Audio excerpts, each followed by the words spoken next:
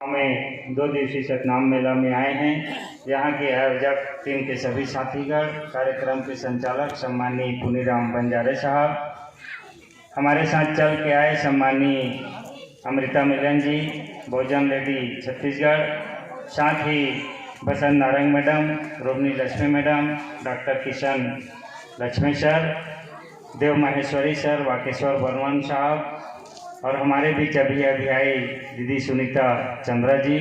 उपस्थित आप सभी साथियों को पिता तुल्य और सभी माताओं को सादर जय सतनाम, जय भीम। साथियों, हम लोग कई जगह जाते हैं और बहुत जगह बहुत भीड़ रहता है, तो उस भीड़ को देख के ऐसा लगता है कि इतना भीड़ नहीं रहना चाहिए, क्योंकि जितना भीड़ रहता है उतना ज़्यादा हल्ला होता है। इसीलिए हमारी इच्छा होती है कि कम भीड़ रहे, चलेगा, क्योंकि कम भीड़ रहने से लोग क्या बोल रहे हैं आप उसको शांति से सुनते हैं। हम जैसा चाहते हैं भीड़ वैसी आज गोबरा गांव में यहाँ है कि इतने लोग तो हैं कि शांति से सुन रहे हैं, और सुन रहे हैं तो हमें भी अच्छा लग रहा है। इस गोबरा गांव के प्रथम 2 दिवसीय बाबा गुरु घासीदास जी के सतनाम मेला में हम सब आए हैं। आयोजन समिति को बधाई देता हूँ।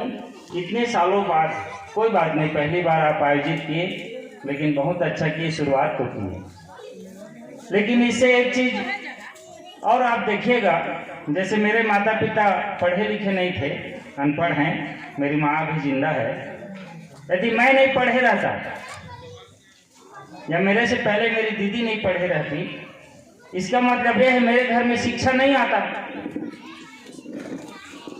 शिक्षा नहीं आता तो मेरे घर में शिक्षक कितने साल हुआ है, हम जितने क्लास पढ़े, यदि हम 12वीं तक पढ़े तो हमारे घर में 12 साल ही पहले शिक्षा आया। यदि ग्रेजुएशन किए, कॉलेज पढ़ लिए तो 15 साल पहले शिक्षा आया। यदि पोस्ट ग्रेजुएशन कर लिए तो 17 साल, और आगे कर लिए तो मोटी मोटा 20 साल ही हमारे घर शिक्षा आए हुआ है। तो जिस घर में 20 साल ही शिक्षा आया है उस घर का ज्ञान कितना होगा, और जिस घर में 50 साल 100 साल से शिक्षा है उस घर में ज्ञान का भंडार होगा। हमारा समाज जो है, हमारे समाज में शिक्षा जो आया है, बहुत कम समय ही हुआ है कि हमारे समाज में शिक्षा आया है। इसलिए अभी हमारे घरों में, हमारे समाज में शिक्षा की कमी है। तो ये शिक्षा की कमी होने के कारण जो चतुर लोग हैं, जो चालाक लोग हैं, जिनके घर 100 साल 200 साल 1000 साल पहले, हजारों साल पहले जिनके घर शिक्षा आया, वो लोग को ने हमें दबाया, हमें पिछाड़ा, जिसके वजह से हम दबे और पिछड़े हैं आज तक भी। इसी बीच हमारे बीच सारे संतों गुरु महापुरुष आए। उन संतों गुरु महापुरुषों में छत्तीसगढ़ में भी परम पूज्य बाबा गुरु घासीदास जन्म लिए 18 दिसंबर सन 1756। उस समय गिरिपद बोला जाता था, गिरौदपुरी, आज जिसको हम गिरौदपुरी बोलते हैं, उस समय का वो गिरिपद हुआ करता था। गुरु घासीदास जैसे बड़े हुए, और बड़े होते हैं तो समाज की दुर्दशा को पढ़ते हैं, क्योंकि उस समय शिक्षा लेने का अधिकार हमारे लोगों को नहीं था, इसलिए शिक्षा भी, स्कूल भी नहीं खुला था। लेकिन बाबा गुरु घासीदास समाज को पढ़ते हैं बिना स्कूल गए, और स्कूल नहीं जाने के बाद जब समाज को पढ़ते हैं तो समाज में वो पाते हैं कि मेरे समाज में क्या मिला मेरे को। तो बाबा गुरु घासीदास जी को समाज में मिलता है कि मेरे समाज में शराबखोरी है, मेरे समाज में मांस का सेवन है, जीव हत्या है, मेरे समाज में गैर बराबरी है, भेदभाव है, छुआछूत है, जात पात है, मेरे समाज में आडंबर है, पाखंडवाद है, मूर्ति पूजा है, मंदिर मस्जिद जाने की होड़ लगी हुई है। ऐसा बाबा गुरु घासीदास समाज को पढ़ते हैं। बाबा गुरु घासीदास देखते हैं कि दोपहर गाय को हल में जोतते हैं लोग, ऐसा बाबा गुरु घासीदास पढ़ते हैं। बाबा गुरु घासीदास आगे पढ़ते हैं कि दोपहर बाद मेरे समाज के लोग हल चलाते हैं, और आगे बाबा गुरु घासीदास पढ़ते हैं कि मेरे समाज के लोग झूठ बोलते हैं, सच का साथ नहीं देते, सच नहीं बोलते। यही 7 बातों को बाबा गुरु घासीदास जी प्रमुखता से पढ़ते हैं, और पढ़ने के बाद जब इस देश में संघर्ष छिड़ता है 1 जनवरी 1818, जिसमें भीमा कोरेगांव का संघर्ष होता है महाराष्ट्र में, जिसमें 500 महार और परिया जाति के लोगों ने 28,000 पेशवाओं को मार गिराया और जीत का डंका बजा दिया और भीमा नदी में जाके जय भीम का घोष करके भीमा नदी का पानी को पीते हैं। ये जो खबर है पूरे देश भर में फैलता है कि 500 महार और परिया जाति के लोग 28,000 लोगों को हरवा दिए। इधर छत्तीसगढ़ में भी एक खबर आता है। बाबा गुरु घासीदास सोचते हैं कि संख्या मायने नहीं रखता है, जरूरी नहीं है कि हम हजारों की संख्या में रहें तब संघर्ष को छेड़ा जाए। बाबा गुरु घासीदास कहते हैं संख्या मायने नहीं रखता है, मैं अकेले ही इस काम को कर सकता हूँ, समाज के लिए संघर्ष कर सकता हूँ। तो समाज के लिए क्या संघर्ष किया उन्होंने? तो समाज में देखे कि शिक्षा नहीं है, समाज में बेरोजगारी है, भूखमरी है और समाज में बीमारी है, स्वास्थ्य सुविधा का अभाव है। जब संघर्ष छेड़ते हैं मनखे मनखे ला एक बरोबर। अभी सम्माननीय पसंद नारंग मैडम बता रही थी आपको, समाज हमारा आंदोलन चला रहे मनखे मनखे एक बरोबर। बाबा गुरु घासीदास आंदोलन चलाते हैं मनखे मनखे ल एक बरोबर, ल एक बरोबर।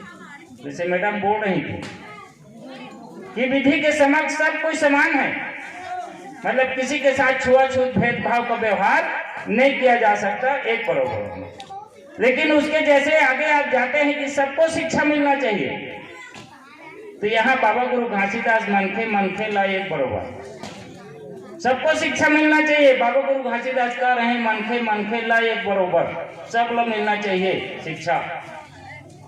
ये गुरु घासीदास जी का मूल आंदोलन है। सबको नौकरी चाकरी मिलना चाहिए, व्यवसाय मिलना चाहिए, ये गुरु घासीदास जी का आंदोलन है। सबको मान सम्मान मिलना चाहिए, सबला मान सम्मान मिलना चाहिए, ये गुरु घासीदास जी का आंदोलन है।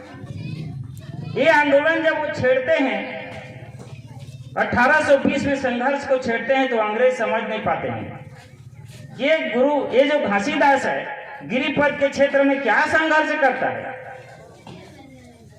क्योंकि अंग्रेज यहाँ मालिक थे उस समय, तो अंग्रेज सोचते हैं कि घासीदास क्या संघर्ष करता है।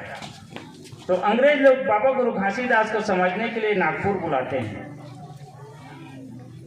28 जून 1820 को बाबा गुरु घासीदास को नागपुर के रास्ते, छाता पहाड़ के रास्ते नागपुर जाना पड़ता है। और जाने के पहले घासीदास जी बोलते हैं कि 6 महीना बाद मैं वापस आऊंगा। उनको पता है सेंट्रल पोजीशन है, मध्य भारत का जो नागपुर राजधानी हुआ करता था, वहां जाके आने में 6 महीना समय लगेगा। तो घासीदास जी कहते हैं मैं 6 महीना बाद वापस आऊंगा। छाता पहाड़ के रास्ते आगे बढ़ जाते हैं। इधर हमारा समाज बोलता है कि बाबा गुरु घासीदास 6 महीने छाता पहाड़ में तपस्या किए हैं। धार्मिक रूप से हमारा समाज ऐसा मानता है। छाता पहाड़ में जाके उस जो पत्थर का चट्टान है उसको ऐसे खरच खरच के राख निकालते हैं कि 12 गाड़ा लकड़ी को जला के घासीदास जी यही तपस्या की। ये धार्मिक रूप से समाज हमारा मानता है। लेकिन बाबा गुरु घासीदास ऐसे नहीं किए, वो नागपुर चले गए। नागपुर जाने के बाद अंग्रेजों से वहां चर्चा हुआ। अंग्रेजों को ये बात बताया गया कि मनखे मनखे ला एक बरोबर। लेकिन अंग्रेज तो अंग्रेजी जानते थे ना, वो लोग हिंदी जानते थे ना छत्तीसगढ़ी जानते थे। बाबा गुरु घासीदास जी ना हिंदी जानते थे ना अंग्रेजी जानते थे। लेकिन घासीदास जी के संघर्ष को जब उन्होंने अंग्रेजी में ट्रांसलेट कराया कि मनखे मनखे ला एक बरोबर का मतलब क्या होता है, तब उनको समझ आया कि men to men equity and equality ये चाहते हैं। मतलब हर व्यक्ति में बराबर हक और अधिकार का बंटवारा है, घासीदास जी चाहते हैं। ऐसा अंग्रेजों को समझ आया। साथियों, इस देश में अंग्रेजों ने मनुस्मृति नामक जो किताब है, जिस किताब में हमें दबाने कुचलने के लिए सारा विधान लिखा गया है, जब अंग्रेज इस देश में आए तब वो सोचे कि इस देश में ये जो पंडित पुजारी लोग हजारों साल से इनके ऊपर राज कर रहे हैं, तो क्यों कर रहे हैं। तो जब वो खोज किए तो उनको समझ आया कि इस देश में एक मनुस्मृति नामक किताब है। उस किताब में सारे विधान लिखे हुए हैं। अंग्रेज तो संस्कृत जानते नहीं थे और वो पूरा किताब अंग्रेजी में संस्कृत में लिखा हुआ है। उस संस्कृत में लिखे हुए किताब को अंग्रेज इंग्लिश में ट्रांसलेट कराते हैं और उस किताब का नाम जेंटूज लॉ रखते हैं। जेंटूज लॉ, GENTUS, जेंटूज लॉ। अंग्रेजी में जब ट्रांसलेट होता है तब अंग्रेजों को समझ आता है कि इस देश में गुलाम बनाने के तमाम तरीके इसमें लिखे हुए हैं। इसलिए कुछ लोग ही इस देश में, मुट्ठी भर लोग इस देश में राज कर रहे हैं, हजारों साल से लोगों को दबाए हैं, कुचल के रख रहे हैं। तब अंग्रेज समझते हैं कि नहीं, हमें भी इस देश में राज करना है और इनकी कुछ नीतियों को लेके आगे बढ़ना है। अंग्रेजों को कैसे समझ आया? जब ट्रांसलेट कराए तो। उसी प्रकार बाबा गुरु घासीदास के आंदोलन को कैसे समझे? जब वो इंग्लिश में ट्रांसलेट कराए, ये मनखे मनखे एक बरोबर क्या बोलता है, तो man to man equity and equality अंग्रेजों को समझ आया। तब वो पूछते हैं कि आपको क्या क्या चाहिए? घासीदास जी कहते हैं मेरे को शिक्षा चाहिए, मेरे को रोजगार चाहिए, मेरे को स्वास्थ्य सुविधा चाहिए, ये 3 चीज चाहिए। अंग्रेज कहते हैं बिल्कुल ये 3 चीज आप जाइए, आपको मिलेगा।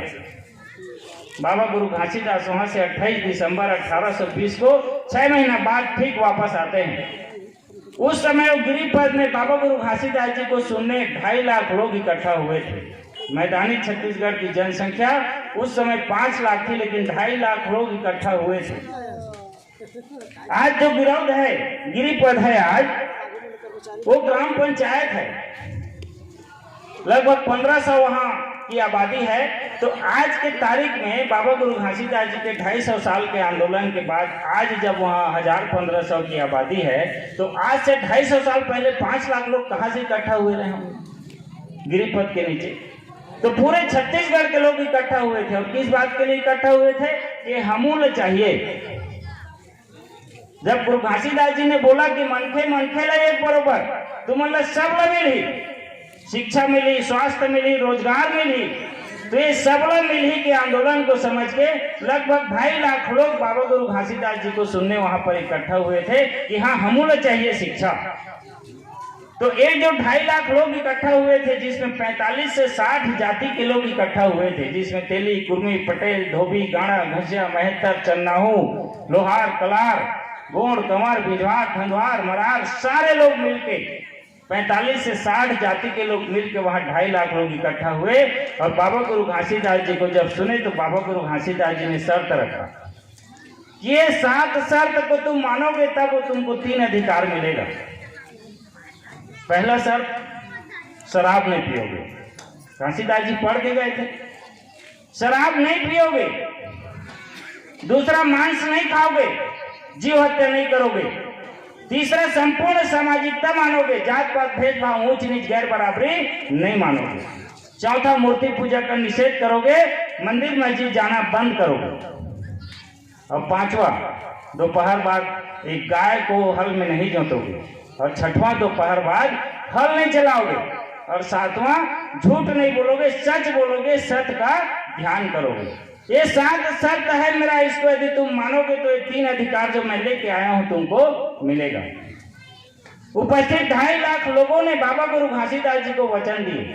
हो सकता है इस गांव के लोग भी पुरखे वहां गए रहे होंगे आज से 250 साल पहले, और वचन देके आए हैं गुरु घासीदास जी को, हाँ बाबा गुरु घासीदास हम आपको वचन देते हैं, आप ये 7 शर्त जो हमें बोल रहे हैं, इन 7 शर्तों का पालन हम करेंगे। ऐसा हो सकता है इस गांव के लोग वचन देके उस समय आए रहे होंगे।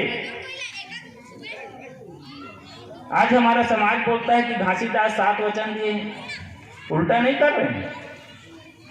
बाबा घासीदास को हमारे बाप दादा वचन दिए हैं कि घासीदास जी हमको वचन दिए, तो हमारे बाप दादा बाबा गुरु घासीदास को वचन देके आए हैं कि हम आपके 7 बात को मानेंगे। लेकिन उस 7 बात को मानने की जिम्मेवारी इस गांव के लोगों की भी है।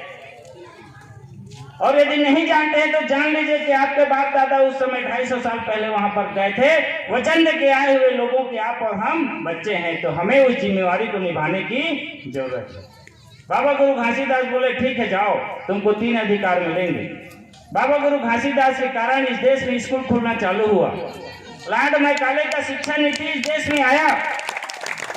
बाबा गुरु घासीदास जी ने जमीनों को बंटवाया, जो जिस जमीन में काबिज है उस जमीन का मालिक होगा बोला। बाबा गुरु घासीदास जी के आर्थिक आंदोलन की वजह से अंग्रेज 1870 की जनगणना में लिखते हैं कि छत्तीसगढ़ में 6713 गांव थे। इस छत्तीसगढ़ में 6713 गांव थे, जिसमें 606 गांव के मालगुजार ब्राह्मण थे। 294 गांव के मालगुजार गोंड और कंवर थे। लेकिन जिन लोग आज हम लोग जो जमीन के मालिक हैं बोलते हैं छत्तीसगढ़ के लोग, जिसमें सर्व जाति के लोग हैं, जिसमें सतनामी है, तेली, कुर्मी, पटेल, चंद्रा, चन्नाहू, सारे जाति के लोग हैं। इनके पास एक भी डिसमिल जमीन नहीं था। लेकिन बाबू गुरु घासीदास जी का आर्थिक आंदोलन जब चला और 2.5 लाख लोग जब सतनामी हुए, 45 से 60 जाति के लोग, तो बाबा गुरु घासीदास की वजह से 362 गांव के मालगुजार सतनामी समाज के लोग बने। शून्य से शिखर पर बाबा गुरु घासीदास जी ने आपको और हमको पहुंचाने का काम किया। तब जाके आपके नाम में इस जमीन, इस गांव में, मेरे गांव में, मेरे बाप दादा के नाम में जमीन है। वरना गुरु घासीदास नहीं रहते तो हम आज जमीन के मालिक नहीं रहते। यूपी बिहार में चले जाइए, 1 डिसमिल जमीन किसी के नाम में नहीं रहता, इसीलिए लोग यहाँ जीने खाने आते हैं। बंगाल में चले जाइए, किसी भी आदमी के पास जमीन नहीं पाएंगे, लोग यहाँ जीने खाने आते हैं। हम लोग बोलते हैं ये लोग क्यों आते हैं? उनके पास साधन नहीं है, जमीन के मालिक नहीं है, इसलिए आपके यहाँ शहर में, गांव में लोग जीने खाने आते हैं। हमारे पुरखे बाबा गुरु घासीदास जी के आर्थिक आंदोलन की वजह से 362 गांव के लोग 100 एकड़ से लेकर 1000 एकड़ तक के मालिक बने। और हम और आप जो 1-1 एकड़, 2 एकड़, 5 डिसमिल, 10 डिसमिल, लाखों करोड़ों लोग आज जमीन के मालिक हैं गुरु घासीदास जी के उस आंदोलन की वजह से। तो इस तरीके से बाबा गुरु घासीदास जी का आंदोलन आर्थिक मुक्ति का चला। इसी समय 1830 में पंजाब में सिख प्रदेश और सिख धर्म घोषित हो गया। वहां का राजा रणजीत सिंह अंग्रेजों से मिलकर सिख धर्म घोषित करवा लिया, सिख प्रदेश बनवा लिया, सबको पगड़ी बंधवाया, कंधे में कटार लगवाया, जूता नीचे जूता पहनाया, पजामा कुर्ता, एक ड्रेस कोड लाया। आधी आबादी से ज्यादा लोग सफेद, उनका नीला सफेद वस्त्र और नीला पगड़ी धारण कराया, जैसे हमारे पिताजी सफेद वस्त्र पहन के बैठे हैं यहाँ। बाबा गुरु घासीदास जी को पता चला कि 1830 में राजा रणजीत सिंह सिख प्रदेश और सिख धर्म घोषित करा लिया, तो क्यों ना मैं छत्तीसगढ़ को सतनाम धर्म और सतनाम प्रदेश बना लूं। ये गुरु घासीदास जी के आंदोलन छेड़ देते हैं, क्योंकि 2.5 लाख लोग गुरु घासीदास को मानना चालू कर दिए थे।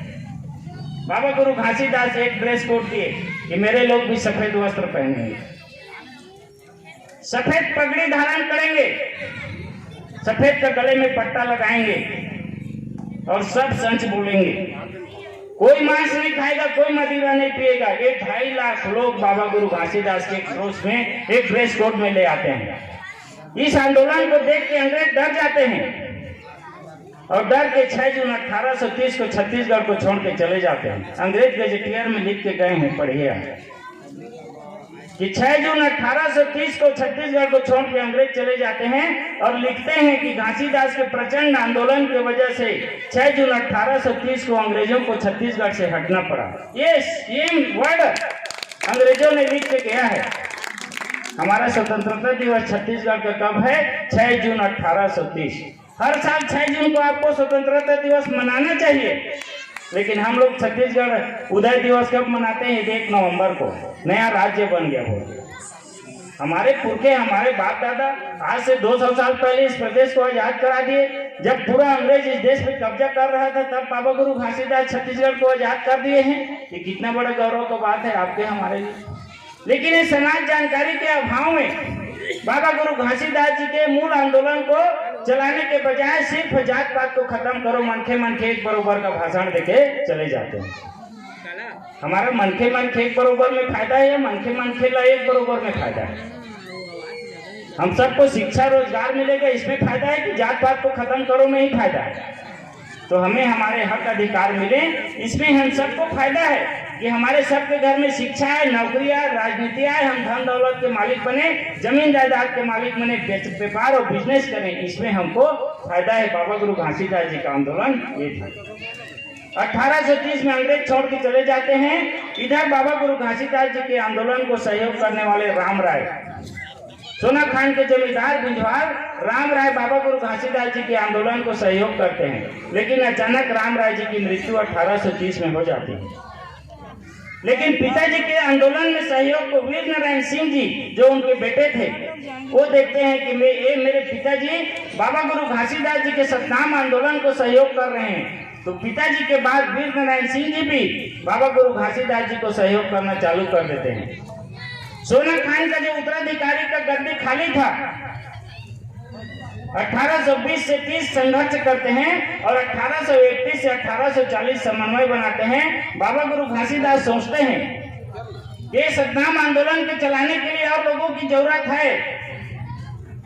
वीर नारायण सिंह जी को 1835 में सोना खान का उत्तराधिकारी घोषित कर देते हैं और बोलते हैं कि सोना खान क्षेत्र में सतनाम आंदोलन को आप चलाना। वीर नारायण सिंह जी राजी होते हैं कि सतनाम आंदोलन को मैं चलाऊंगा और बालक दास जी से के साथ उनकी दोस्ती हो जाती है। 1840 में बाबा गुरु घासीदास गिरौद को छोड़ के भंडारपुरी तरफ जाते हैं क्योंकि गिरौद क्षेत्र को वीर नारायण सिंह जी संभालेंगे। 1840 में भंडारपुरी पहुंचते हैं। वहां की जो लोहारिन गौटिन को पता चलता है कि घासीदास आए हैं, तालाब के पार से पैर घाट के उनको लेके जाती हैं, खाना पीना खिलाते हैं और रात भर उनका भाषण सुनती है, विचार सुनती हैं। लोहारिन गौटिन परिवार के सहित प्रभावित होती हैं और सुबह होते ही घासीदास जी को कहते हैं कि आज से आप मेरे गुरु हैं और 1400 एकड़ जमीन को घासीदास जी को दान कर देती हैं। मालिकाना हक आपका है 1400 एकड़ जमीन का। प्रथम बार घासीदास जी को यदि किसी ने गुरु बनाया तो लोहारिन गौटिन ने गुरु बनाया। हमारे किसी भी जयंती में आप लोहार लोग को बुला के बैठाइए क्योंकि घासीदास जी को गुरु बनाने वाले वो लोग हैं। घासीदास जी जब गिरिपथ में आंदोलन छेड़ते हैं तो उनको रोजगार का व्यवस्था करने वाले गोपाल मरार लोग हैं जिनके घर में जाके हम देखते हैं। तो आपके जयंती में गोपाल मरार पटेल लोग को बुला के बैठाइए, नए नए वस्त्र का उन्होंने धोती कपड़ा दीजिए, पहनिए, ऐसा आंदोलन करिए। 1840 में सतनाम आंदोलन बनता है और मालिक मकबूजा कानून बनवाते हैं कि जो जिस जमीन में काबिज है उसका पट्टा दिया जाए। अंग्रेज लोग पट्टा देना चालू करते हैं मालिक मकबूजा कानून बना के। तो इस तरीके से सतनाम आंदोलन बढ़ता है और सतनाम आंदोलन बढ़ता है तब घासीदास जी सोचते हैं ये 2.5 लाख लोग सतनामी जो समाज बने हैं, 45 से 60 जाति के लोग, 7% और हो जाता क्योंकि 43% लोग सतनामी हो गए थे, 7% और कम था। यदि 50% मतलब आधा आबादी के लोग यदि सतनामी समाज में आके मिल जाते तो सतनाम प्रदेश और सतनाम धर्म बाबा गुरु घासीदास घोषित करा लेते। लेकिन इस काम के लिए वो कहते हैं कि मेरे अकेले से अब नहीं होगा क्योंकि मेरा उम्र बहुत ज्यादा हो गया है, मैं बूढ़ा हो गया हूँ। तो समाज से आह्वान करते हैं, नवा जागरण नवा बिहान और सबो बनो सियान कहते हैं। ऐसा गाने बजाने वाला टोली बनाते हैं कि जाओ गांव में रात भर नाच नाच के गा गा के विचारधारा को समझाओ, नवा जागरण करो और नवा जागरण करोगे तब नवा बिहान होगा और नवा बिहान होगा तो सब में सियान बनने की भावना पैदा होगी। इसलिए बाबा गुरु घासीदास जी ने नवा जागरण नवा बिहान और सबो बनो सियान कहा। सबको सियान बनने की बारी है, ऐसा गुरु घासीदास जी ने कहा। और उन्होंने बोला कि मैं बाबा बन गया और गुरु भी बन गया, लेकिन समाज के लिए मेरे को जो करना चाहिए था वो नहीं कर पाया हूँ, तो अब मुझे क्या करना चाहिए? तो बोले कि राजा बनना चाहिए, गुरु गद्दी का निर्माण करो। बोले कि ऐसा गुरु बनाओ और ऐसा गद्दी का निर्माण करो कि उस गद्दी में बैठ जाए, ऐसा सम्मानित व्यक्ति का निर्माण समाज में करो। और इस उद्देश्य से उन्होंने अपने दूती बेटे बालक दास जी को हाथी की सवारी कराया और एक हाथ में तलवार धरा के राजा बना के समाज के सामने पेश किया। बोला ऐसा गुरु गद्दी का निर्माण करो। लेकिन आज जो सतनामी है अपने अपने सतनाम भवन और अपने अपने घर में गुरु गद्दी बना के पूजा करने का काम कर रहे हैं। घासीदास जी ने ऐसा गुरु गद्दी बनाने के लिए नहीं कहा था, सम्मानित व्यक्ति बनाने के लिए कहा था। इसीलिए बेटे को हाथी में चढ़ाया और राजा बनाया। घासीदास जी को पता था कि इस देश में दो लोग पहले राजा हुए, एक मुगल राजा हुए क्योंकि हाथी में चढ़े और हाथ में तलवार लिए, दूसरा राजपूत लोग राजा हुए क्योंकि हाथी में चढ़े और हाथ में तलवार लिए। इसलिए उन्होंने अपने बेटे को हाथी में चढ़ाया और हाथ में तलवार लेके समाज के सामने पेश किया और समाज उनको राजा मानने के लिए तैयार हुआ। इस देश में अंग्रेज 250 साल राज किए, लेकिन वो लोग हाथी में नहीं चढ़े और हाथ में तलवार नहीं लिए, इसलिए अंग्रेजों को कोई राजा नहीं बोलता है। तो बाबा गुरु घासीदास जी ने अपने बेटे को 26 जनवरी सन 1850 को एक हाथ में तलवार और हाथी की सवारी करा के राजा बनाया। साथियों, इस बात को यदि किसी ने समझा तो भारतीय संविधान का रचयिता बाबा साहब डॉक्टर भीमराव अंबेडकर ने समझा। नवा जागरण, नवा बिहान और सबों को सियान का नारा को बाबा साहब डॉक्टर अंबेडकर ने समझा। 26 नवंबर 1949 को भारत का संविधान बन के तैयार हो गया था, लेकिन बाबा साहब अंबेडकर 2 महीना उस संविधान को लागू होने में होल्ड करा के रखे और ठीक 100 साल बाद 26 जनवरी 1850 बालक दास जी को जिस समय राजा बनाए, नवा जागरण, नवा बिहान, सबों को सियान, ठीक 100 साल बाद बाबा साहब अंबेडकर 26 जनवरी 1950 को भारत का संविधान लागू करा के आपको और हम सबको राजा बनाने का काम किया। उस दिन से हम पंच, सरपंच, जनपद, जिला पंचायत सदस्य बने, विधायक बने, सांसद बने, चपरासी से लेकर कलेक्टर बनना चालू हुए, हम सबको सियान बनना चालू किया। लेकिन ये जो सियानी का पागा हमारे सिर में आया, हमारे जो कर्मचारी, अधिकारी, पंच, सरपंच, जनपद सदस्य जो भी बन रहे हैं, समाज के लिए सियानी करना भूल गए हैं या उनको समझ नहीं आ रहा है। सियानी जो करना चाहिए, जिस कारण से कुर्सी में बैठे हैं, उस जिम्मेवारी को नहीं निभा रहे हैं क्योंकि जानकारी नहीं है या समाज के लिए वो करना नहीं चाहते हैं। इसलिए जो सियान बनने का नारा बाबा गुरु घासीदास जी ने दिया था वो आज फेल हो गया और उसको फेल करने वाले कोई और नहीं है। वो जो सियान बनने वाला बात है उसको फेल करने वाले यही पंच से लेके विधायक और सांसद हैं, यही चपरासी से लेके कलेक्टर हैं। ये लोगों ने फेल किया, उसमें मैं भी शामिल हूँ। तो आपको और हमको इस सियान वाली बात को समझना पड़ेगा। इस तरीके से गुरु घासीदास जी ने सियान बनाने का काम किया। साथियों, बाबा गुरु घासीदास अंग्रेज लिख के जाते हैं कि 26 जनवरी 1850 को जैसे ही बेटे को राजा बनाते हैं, 1 महीना बाद 20 फरवरी 1850 को बाबा गुरु घासीदास इस दुनिया से चले जाते हैं। ऐसा अंग्रेज गजेटियर में लिखते हैं।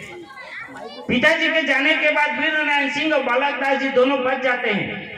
सद्दाम आंदोलन को दोनों चलाते हैं। वीर नारायण सिंह जी सोना खान की तरफ, बालक दास जी भंडारपुरी उधर मुंगली उस क्षेत्र में सद्दाम आंदोलन को आगे बढ़ाते हैं। सद्दाम आंदोलन यहाँ से अब खत्म होना चालू होता है।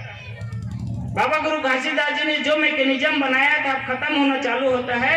10 दिसंबर 1857 को पहले वीर नारायण सिंह जी को तोप के मुंह में बांध के उड़ा दिया जाता है। चोरी डकैती का आरोप लगाया जाता है। घर के ढाबा को धन दौलत को लूट के बांटने का आरोप लगा के वीर नारायण सिंह जी को जय स्तंभ चौक रायपुर में बांध के उड़ा दिया जाता है। 9 दिन तक उनकी बोटी बोटी को उसके घर वाले उठाने की हिम्मत नहीं कर पाते। वीर नारायण सिंह के खत्म होने के बाद बालक दास अकेले बच जाते हैं। जैसे मिलन मैडम बता रही थी कि धोती पहनना, जनेऊ पहनना, ये जो दुश्मन है उनको नागवार गुजरा, इसलिए उनकी हत्या हो गई।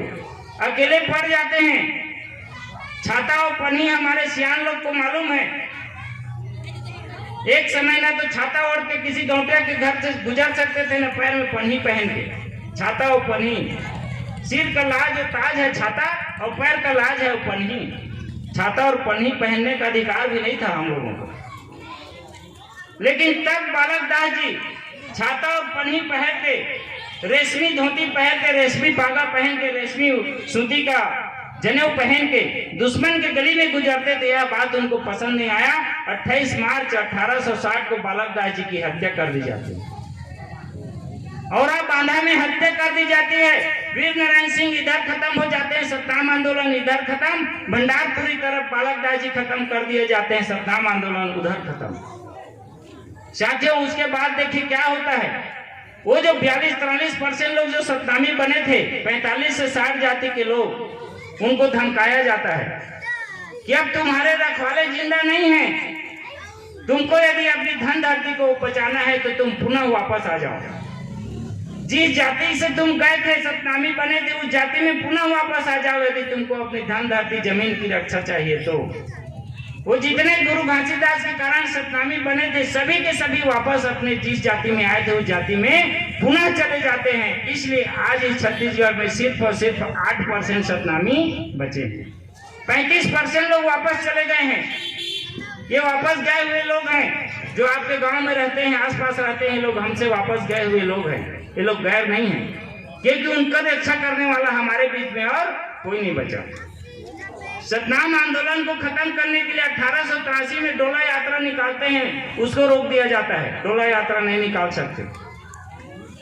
1885 में 3 पंडे बुलाते हैं उत्तर भारत से। वो 3 पंडे एक को 4 पारा की गौटिया परशुराम के घर भेजते हैं, एक को उनके मितान के घर और काकन या कहाँ भेजते हैं, और एक को सतनामियों को बीच भेजते हैं। 4 पारा की गौटिया के घर एक पंडा आता है, उनके माथे में एक राम लिखते हैं। उनके मितान के घर जो पंडा गया है, मितान के माथे में 2 राम लिखते हैं और मितान को भेजते हैं 4 पारा जा अपने मितान के घर। वो मितान 4 पारा के अपने मितान के पास आते हैं, मितान स्वागत करता है तो 4 पारा का परशुराम देखते हैं कि अरे मेरे मितान के माथे में तो बोलो गुरुदास बाबा की जय। आरती का समय हो चुका है तो समस्त ग्रामवासी से निवेदन एवं भाई बहन अपना आरती सजा करके आने दीजिए में उपस्थित हुए। आने दीजिए, बस 5 मिनट हो गए। हाँ ठीक है आने दीजिए। तो 4 पारा की गौटिया देखते हैं कि मेरे मितान के माथे में 2 राम, मतलब मेरा मितान मेरे पहले से जानता है राम को, मेरा बेइज्जती हो गया। मितान 4 पारा के मितान वापस चले जाते हैं 4 पारा से। इधर परशुराम जी अपने माथे में 3 तो राम लिख लेते हैं। पंडा लिखवा देता है, नहीं तुम 3 राम लिखो और जाओ मितान को बताना कि तुम पहले से जानते हो। 4 पारा की गौटिया जाते हैं अपने मितान के घर, परशुराम जी जाते हैं, बोलते हैं कि देखो मैं पहले से जानता हूं तुमसे। एक मितान के माथे में 3 राम, दूसरे मितान के माथे में 2 राम, और दोनों मितान गांव में निकल के घूमते हैं तो गांव के लोग देखते हैं अरे हमारे गौटिया के माथे में राम राम लिखा है, क्यों ना हम लोग के शरीर में भी हम लोग राम राम लिखें। सतनाम आंदोलन को देखिए कैसे खत्म किया जा रहा है। सारे लोग राम राम लिखना चालू कर देते हैं, अपने छोटे छोटे बच्चों के 8वां अंग में राम राम लिखवा देते हैं। और 1910 आते आते 3000 लोगों के शरीर में पूरा राम राम लिखा जाता है। जब पूरा राम राम देखते हैं ये पंडित लोग तो सोचते हैं ये तो हमारे भगवान राम का अपमान कर दिए लोग, पूरे 8वां अंग में लिखवा के बेइज्जती कर दिए। वो लोग नागपुर में केस कर देते हैं, और नागपुर में जब केस करते हैं तो न्यायालय में जब दोनों पक्ष के वकील खड़ा होते हैं तो बचाव पक्ष के वकील बोलते हैं कि ये राम और सीता वाले राम नहीं हैं, ये चंदा और सूरज वाले राम हैं। जज पूछता है चंदा और सूरज वाले कैसे राम होता है भाई, हम तो राम सीता वाले राम को जानते हैं।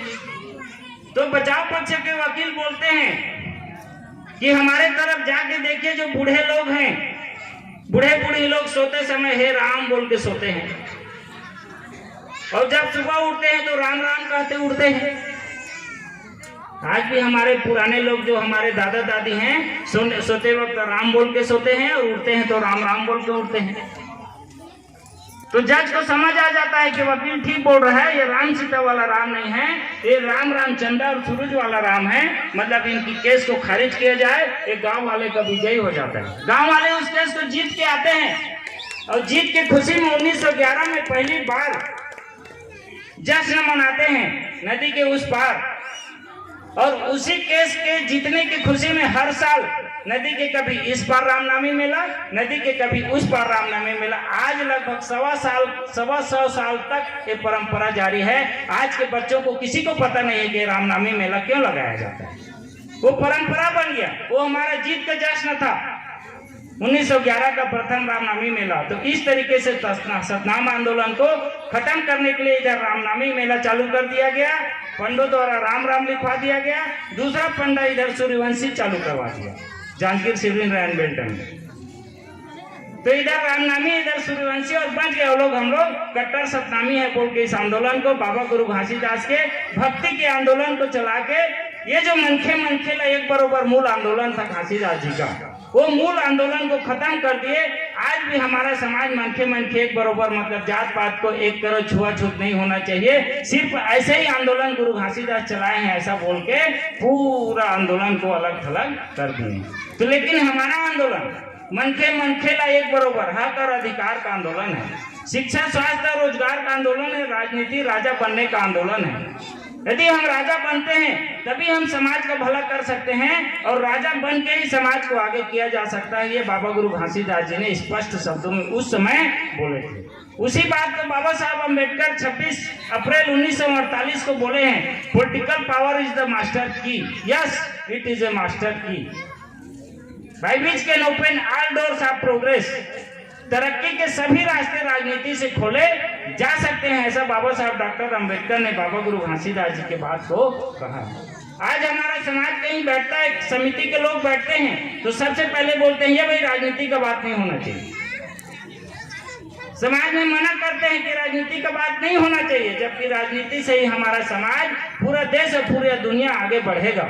तो आप सबसे अपील है और धन्यवाद देता हूं कि आप आज 250 साल बाद बाबा गुरु घासीदास जी का प्रथम जयंती इस गांव में आयोजित किए हैं। इसमें हम लोगों को बुलाया है, ये हमारा भी सौभाग्य है कि ऐसे गांव में आए हैं जहां गुरु घासीदास की जयंती आज प्रथम बार मनाया जा रहा है। आप सभी को पुनः धन्यवाद देते हुए, चूंकि आप लोगों ने बहुत समय से मुझे सुना, इसके लिए सादर आभार। आप सभी को जय भीम, जय सतनाम, धन्यवाद।